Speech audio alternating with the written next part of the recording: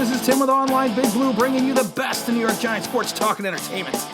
So, what should the video be today? We did a podcast a couple days ago about Dave Gettleman and his draft choices, and just basically how he has done with the Giants and going back all the way to his Panther days. So we've got a lot of comments, a lot of questions, and today we are going to do a video about Dave Gettleman and his free agent signings. They can't be as bad as the ones he's had the last 2 years. Now, while he's had a couple hits with the Giants, he's had more swings and misses than anything else. So we're going to kind of delve into not what he's done with the Giants. We're going to go back to his Panther days and kind of see who he signed, how they turned out, and, you know, exactly if he had the Midas touch back with the Panthers or if he's always had issues signing free agents, because I'm concerned that he has some 60-some million, if not more than that, in money cap room to sign, with the potential of another 20-something million on top of that if he does some roster adjustments and waive some guys. So let's take a look. And before we get started, we're going to be playing a video today.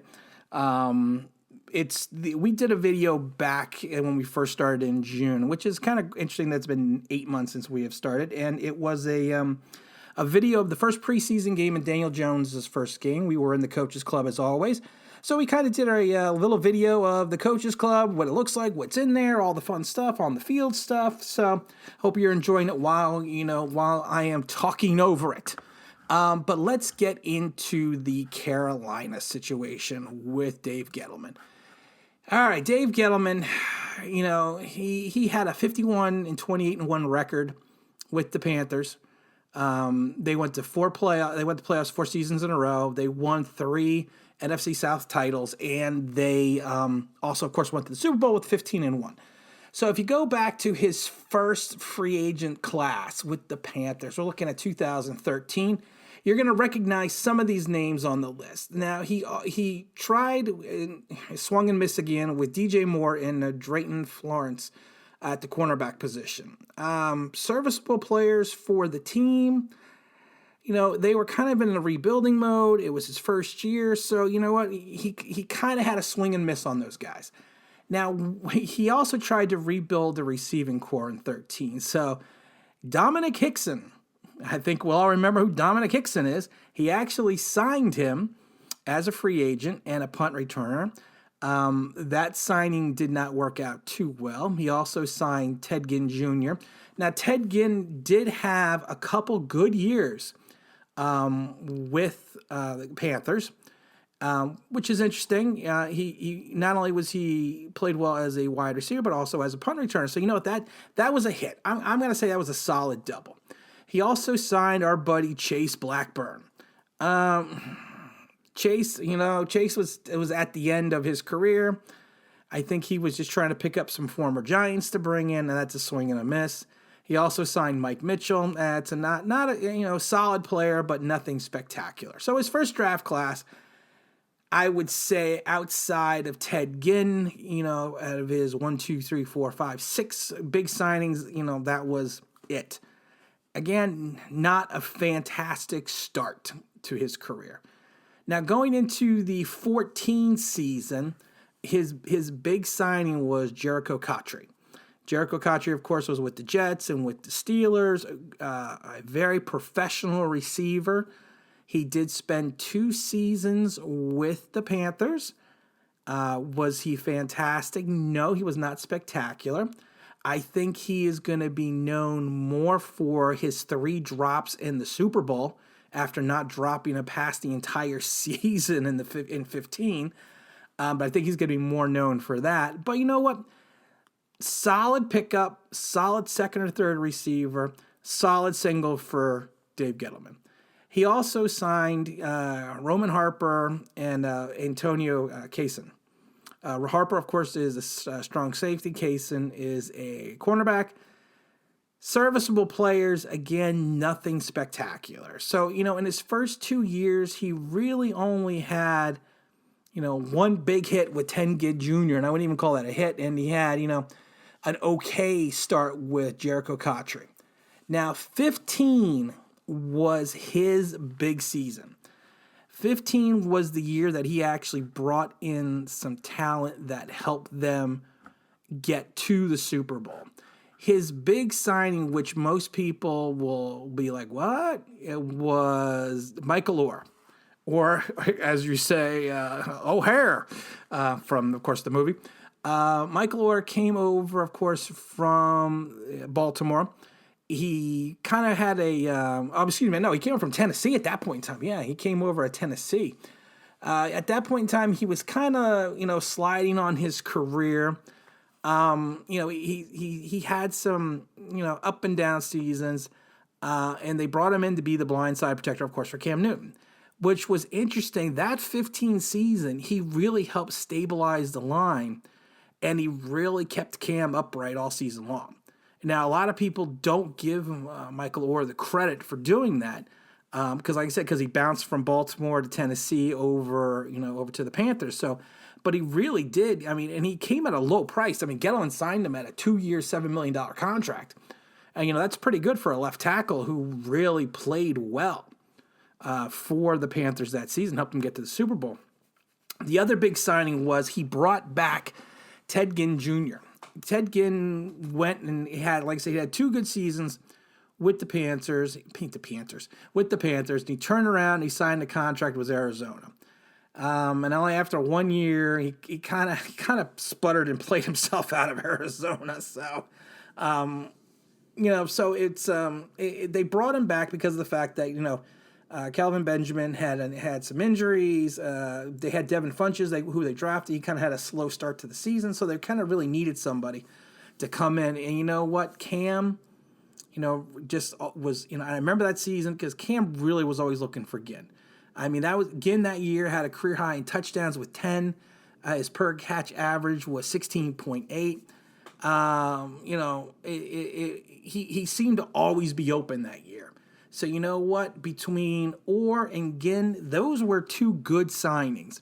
He also signed Kurt Coleman, who was a rotational safety over at Kansas City. And he brought him in to really kind of compete with Roman Harper, who was still there. Like I said, Roman Harper was a serviceable backup. And he actually, in the beginning of training camp, he actually lost his job to Trey Boston. But you know what? He waited his turn. He all of a sudden turned around, instead of becoming a rotational guy, became a starter in week 1. And he tied for second in the NFL in interceptions, set career highs in pass deflections. He was really in the spot all the time and in the right spots. And he actually only was on a 2-year, $2.8 million contract, which was a kind of a steal. So, you know what? Another solid pickup for Gettleman. Another one of his positive signings, or one of his good signings, was Charles Tillman, the cornerback. Again, it was kind of bringing in the older corners. That was actually Tillman's last year. Again, he kind of helped, solidify the defensive backfield.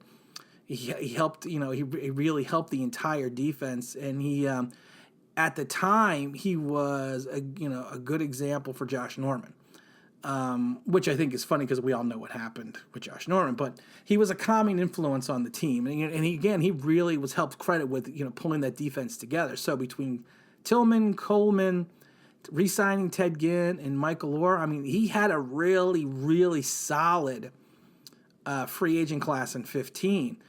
He had some misses during the season, but you know what? That's neither here nor there. I mean, they claimed Jonathan Martin off waivers that year, the tackle who had all the issues. We all know that. He also claimed Stephen Hill.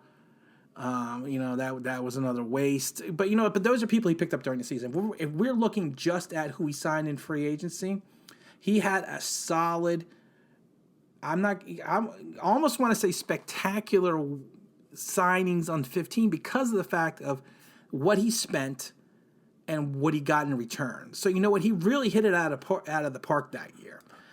His last year with the Panthers, though, 16 was a disaster. He signed Wes Horton to a 1-year, $670,000 contract. He only had 11 tackles, 2.5 sacks. He brought in Kyle Love. He had 16 tackles, 1.5 sacks. He signed Joe Webb, the quarterback. So, I mean, Joe Webb had 1 reception for 3 yards and returned 6 kickoffs for 131 yards. And his best move of the 16 season was he cut Charles Johnson, the defensive tackle, before the start of the season. And that saved the team $11 million. But then he turned around and re-signed him for a 1-year, $3 million contract. So, and Charles Johnson didn't have a great season. He had 26 tackles, 4 sacks, and 3 forced fumbles. But could I say he had any type of hit or misses in that season? It was a big swing and a miss in 16. But you know what? You're not always going to hit on your free agents, and I think we don't understand that sometimes as fans. We get excited that we see people wanting to come to the team. They post secret messages, but it's more about fitting the right players for the right system. And sometimes you think you find those players and they don't work out. I mean, but if you look going back to his draft, I mean, like I said, his free agent classes, I'm slightly concerned about his evaluations on the free agent market. I'm outside of the 15 free agent class with the Panthers. He's had a lot more duds than he had actual hits.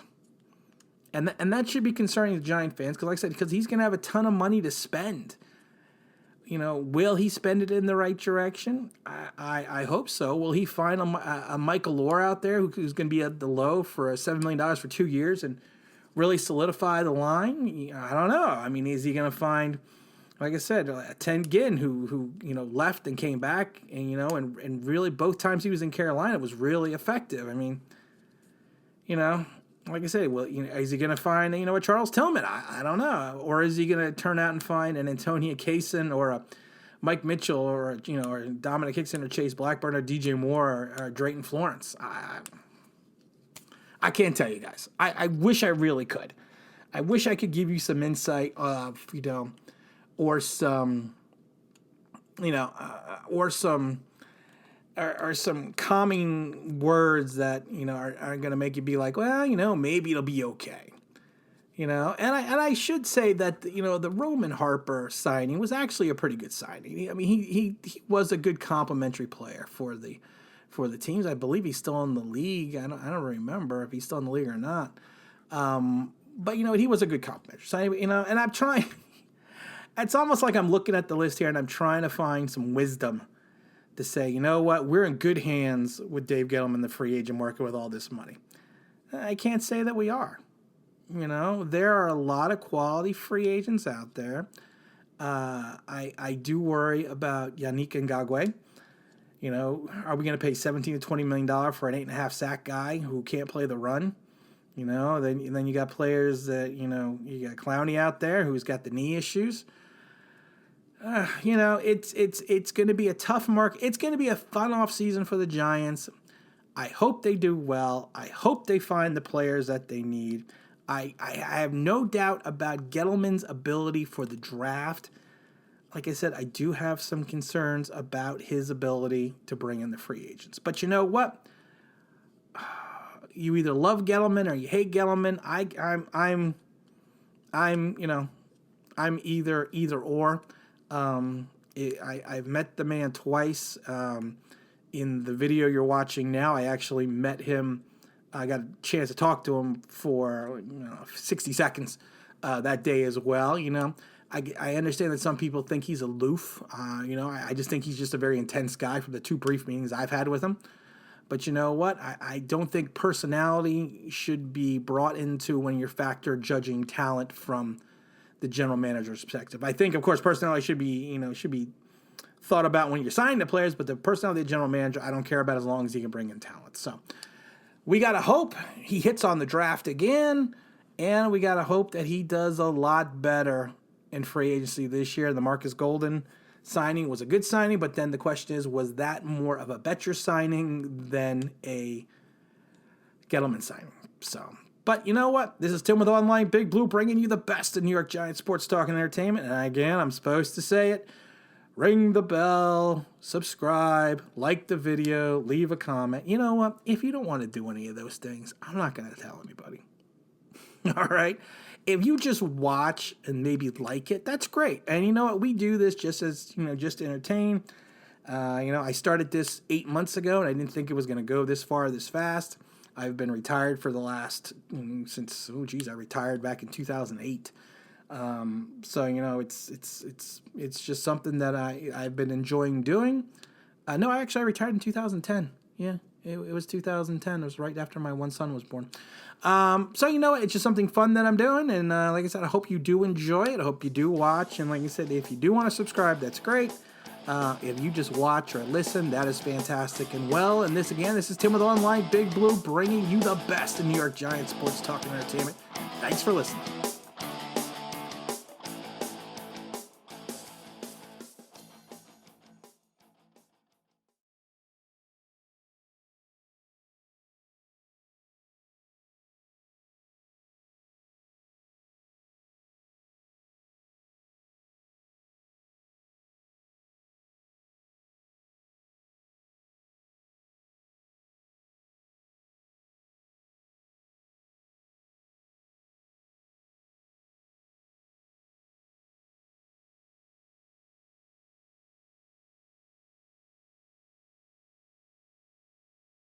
We are headed out to the Giants game. It is about 3 hours before kickoff. Today we are going to be bringing everyone into the Coaches Club. It's a great place to watch the game. If you've never been there, I highly suggest it. And I think you'll enjoy what we're going to do. I'm going to pan around. You can see right now we are truly stuck in New York Giant rush hour traffic. Not a big fan of these 7 o'clock games, but what are you going to do? You got to beat rush hour. I like to try to get to the game like 2-3 hours early, so I hang out. But we will see what happens. Again, this is Tim with Online Big Blue, and we are bringing you the best of New York Giants sports talk and entertainment from the Coaches Club. We also will try to get on the field this evening after the game, which is always fun, and take some pictures, take some photos, maybe ask some people some questions. But again, like I said, we are just stuck in traffic. So here we go. Daniel Jones, it is time. What are we going to do, Daniel Jones? Let's see. I figure Eli's going to have the first series or two. We're going to kind of go from there. So I'm going to record this now for posterity, or whatever the hell it's called. I can never say that word. And then see what happens towards this evening, and we'll piece together. I think Jones is probably going to play, I would say, the second or third series. I would probably figure he's going to have the starting offensive line in front of him for those couple series. So I think the offensive line will probably play more downs than normal this preseason, because of the fact that you're not going to take the 6th overall pick and put him out in front of the line,